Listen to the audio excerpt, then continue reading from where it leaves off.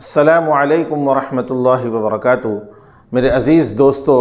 میں حافظ اللہ آپ حضرات کے سامنے ایک عبرت کی بات لے کر کے آیا ہوں۔ وہ عبرت کی بات یہ ہے کہ مشہور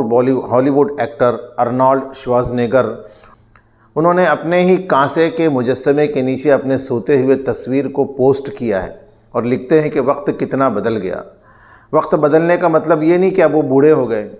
بلکہ یہ ہے کہ وہ جب کیلیفورنیا کے گورنر تھے، کسی عہدے پر فائز تھے، تو اس وقت ایک ہوٹل والوں نے ان سے ریکویسٹ کی کہ ہمارے ہوٹل کی افتتاح کرنے کے لیے آپ آئیں۔ جب وہ ہوٹل کی افتتاح کرنے کے لیے گئے تو انہوں نے دیکھا کہ ان کا مجسمہ بھی وہاں بنا ہوا ہے، تو وہ وہاں پر پہنچے اور ان کا خیر مقدم کیا گیا۔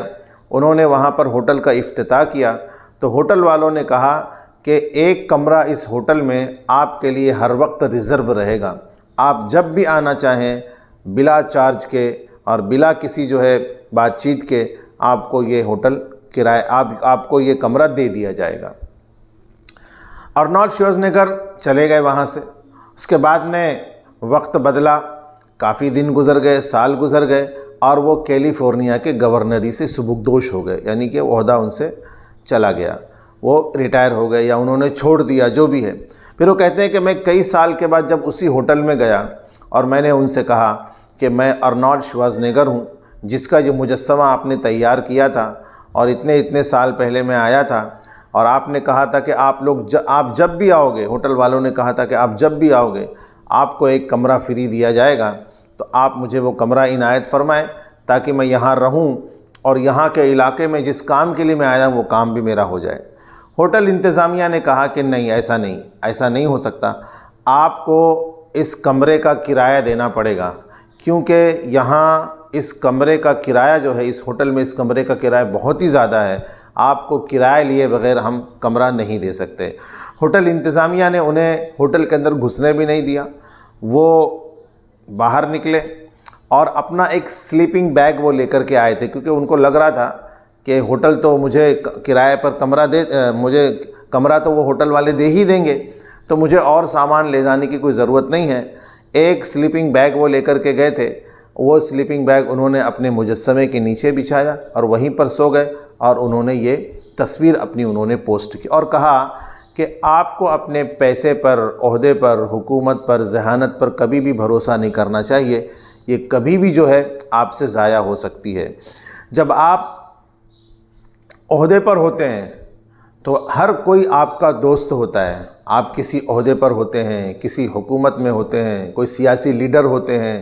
آپ نام والے ہوتے ہیں، پیسے والے ہوتے ہیں، تو ہر کوئی آپ کا دوست ہوتا ہے۔ کیونکہ ہر کوئی ایک امید لگا کر کے رکھتا ہے کہ اس سے مجھے کوئی فائدہ ضرور ملے گا،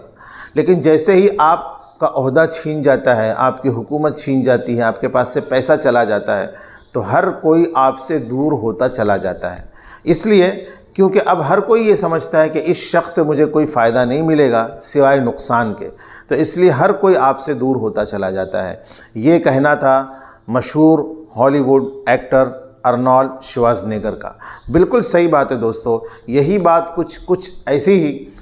عمران خان، جو پاکستان کے ہی نہیں بلکہ پوری امت مسلمہ کے بہت بڑے لیڈر ہیں، اور اس وقت جس حالات سے وہ گزر رہے ہیں، تو بہت سارے لوگوں نے ان کا ساتھ چھوڑ دیا، لیکن جو سچے مخلص لوگ تھے، جو صحیح میں ان کو ایک مرد مجاہد سمجھتے تھے، بہت سارے لوگ ایسے ہیں جو ان کا ساتھ دے رہے ہیں۔ انہوں نے اقتدار میں جب تھے تب انہوں نے ایک بات کہی تھی کہ جب تم جیتتے ہو تو دوست ہی نہیں بلکہ دشمن بھی تالیاں بجاتے ہیں۔ جب تم جیتتے ہو تو دوست ہی نہیں دشمن بھی تالیاں بجاتے ہیں، اور جب تم ہار جاتے ہو